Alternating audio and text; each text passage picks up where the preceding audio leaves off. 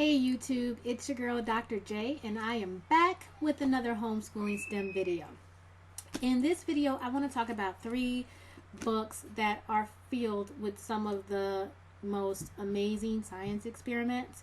And these are not going to be curriculum-based science experiments. This is just cool stuff that you can do with your kids on a day when you have a lot of downtime, or the weekend, or when dad's home, or when grandma's in town. It's just lots of fun, cool stuff to do. The first one is with like the guru of all things cool for science right now, and that is Steve Spangler. Okay, this one is Naked Eggs and Flying Potatoes, Unforgettable Experiments That Make Science Fun. The thing that I really like about this particular book by Steve Spangler, sometimes there's some issues with other books, but with this particular book I like because you can actually do all of the experiments in the book. Sometimes, you know, Steve has a couple of experiments that he will suggest in some books, and you go, okay, that's great, but it's not legal for me to purchase that, you know. But in this book, you can really do all of the different experiments. And the thing that's cool about these experiments is that they're quick and, you know, relatively easy, and you can just do it, you know, really cool, really fun stuff. Like, you know, dry ice crystal ball is a fun one, and just, you know, egg in a bottle, taco penny cleaner, cleaning a penny with taco sauce, and just real fun, cool stuff that you can do relatively quickly. So really great book, really fun stuff. You can try to pick it up at your local library. I actually bought this off of Amazon, and it's been really fun. You can do this stuff, and the thing that's cool is that a lot of the stuff in this book has nice repeatability. Again, this is not a book to purchase for an actual science curriculum. This is a book to purchase to have fun with science experiments, something to just be able to pull off your shelf and kind of do some really fun, really cool, funny stuff with the kids, especially if you have kids in that 5 to 12 age range. This is a great book for them. Another book, my boys, the Mythbusters, Jamie and Adam. This book is Don't Try This at Home Unless We Tell You to. And it's really cool because they go through some of the details in various myths that they've done in the past, and you know, you get to see all the cool stuff they did that you can never do.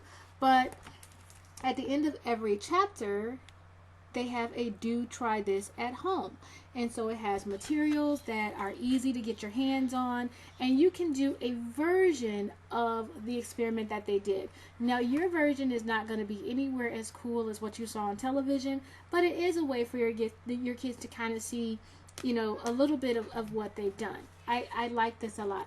Now, I like this book a lot better than the Mythbusters kits that you sometimes see on sale on Amazon or Discovery website and stuff. And the kits have not gotten really good reviews. I, you know, wouldn't necessarily recommend them, but this book, definitely, it's really highly recommended because it's just filled with lots of really cool things that they've done, and ways that your child can do it in a scaled down version. As much as I love Mythbusters, I mean, my kids watch Mythbusters all the time. We really love it, but you just kind of feel kind of out there because it's like, well, yeah, that's great. It's great to watch you do it, but what do I get to do? And STEM is all about doing. So that book is really, it lets your kid be able to do some of the cool stuff. And this is another one, Things That Go Boom or Fly, Float, and Zoom. And this is a cool book that has 18 projects. These are not going to be simple projects. I mean, if you don't have like a circular saw and a place to get wood and a place where you know where you can buy some tires, don't get this book. It is just going to frustrate you because it is going to sit on your shelf and do nothing.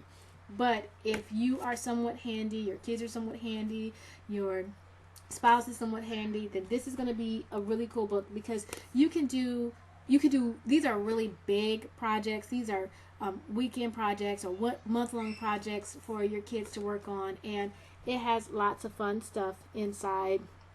They aren't necessarily going to be easy. Like this is showing a free flight airplane that you can make.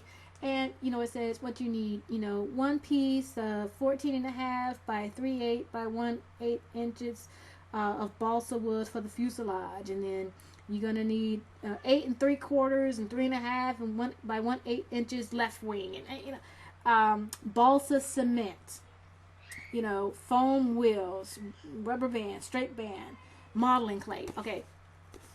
That's just to make one plane. So, honestly, if you are handy, if your kid just really loves making things and putting things together, and you don't mind going out and buying a lot of little things, or sitting at Lowe's all day trying to get wood cut into pieces, if that's your thing, then this is a great book. If that isn't your thing, if you know, like, we can go to Lowe's, build and grow, but beyond that, save your money, don't get the book. Tons of good stuff in the book, but there are, I haven't seen like just a simple project where you go, oh yeah, we got all the stuff we need right here. Y'all know the crazy stuff I have in my house, and we never have all the stuff in our house to do anything out of this book. Anytime we're going to do something out of this book, we have to go shopping and get the stuff. But it does have really cool projects.